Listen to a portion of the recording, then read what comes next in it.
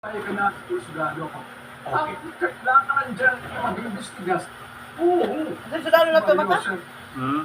Sudano? Naka-expose tayo dyan. Hindi ka... Well, manok. Sila. Focus mo yung Bangon? hindi national security. Tingin ni Senador Sherwin Gatchalian ang miyembro ng komite na nag-iimbestiga kay Guo. Malaking posibilidad yan na yung kanyang ina ay Chinese talaga. Kasi kung dalawang Chinese ang magre-register, obviously hindi magiging Filipino yun dahil sabi nga ni Chairman George, ang sinusundan natin yung bloodline.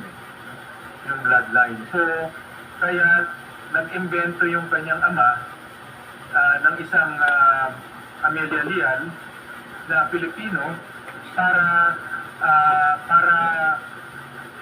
patunayan na yung kanyang anak na si Alice Guo at yung iba pa, mga Pilipino rin.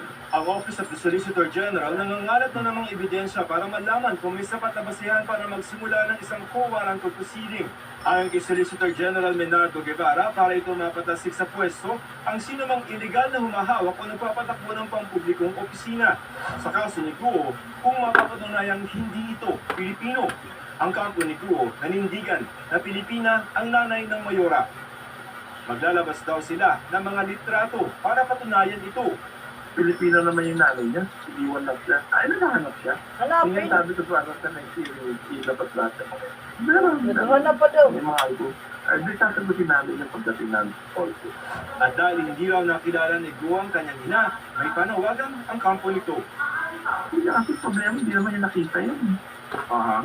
Kaya sana, ang ano nga yan, sana lumabas yun natin para ma-display natin. Para sa Iwo. GMA Integrated News, Joseph Morong, nakatutok 24 oras. Matapos ang halos isang dekada arestado sa wakas sa isang umano'y nanggahasa sa kanyang menor de edad na kapitbahay. Hinuli siya habang nakikipag-inuman sa isang birthday party sa Rizal. Narito ang aking eksklusibong pagtulong.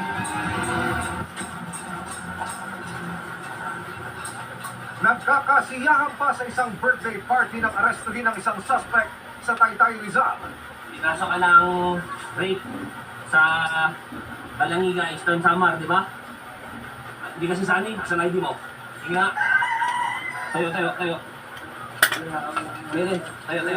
Dahil nakainom na umano, nakabungis-ngis pa habang inaaresto ang 50 anyos na suspect. Pusasan niya. Pinakalma naman ang ibang bisita ng Special Maritime Response Team ng PNP Maritime Group. Actually, may warrant of arresto since 2015 pa based doon sa kanyang krimen na nagawa na rape. Ang biktima, kapitbahay ng suspect sa Balangiga, Eastern Samar, na noon 14 anyos pa lamang. Nabuntis ito at ngayon ang bata is Madali lang. already 8 years old. Mayroon namang pag-amin itong suspect at hindi niya nga alam na meron na siyang anak na 8 years old. Depensa ng suspect, hindi niya pinuwersa ang biktima dahil may relasyon umano sila. Maganda naman kung pagkasama namin, hindi ko naman hinalay, tsaka hindi ko galit.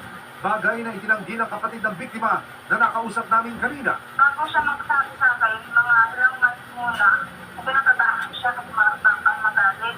Sunod, nagsabi siya sa akin na ganito, ginawasa ako ng pangalan niya ganyan. Nangyari umano ito matapos pabilhin ng biktima ng sigarilyo. Nawakan daw yung kamay niya, tapos tinutukan daw siya ng Magluto mo lang mama ulam. Nakatakdang Gusto dalhin mo, sa biko Eastern muna, Samar biko. ang suspect. Ang Para sarap sa na GMA biko. Integrated News, Emilio Sumandi. O yung bilat mo, Nakatutok, oh, gangan na, oh. 24 oras. Tangina mo. At tutukan, Japanese national na miyembro umano ng Luffy Gang nasa kote sa Makati at nakatakdang ipa-deport. At mga magsasaka sa isang bayan sa Negros Occidental, hinatira ng tulong ng Kapuso Foundation ngayong Hypertension Awareness Month. Yan ang iba pang mga balita sa pagbabalik ng 24 oras.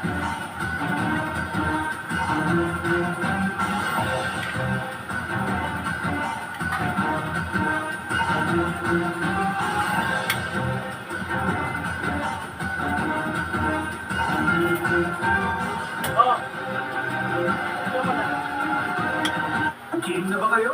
Game? Wait niya panoorin. Anime! Page Sport. Diba, taekwondo? Basketball na. Favorite snack. Missing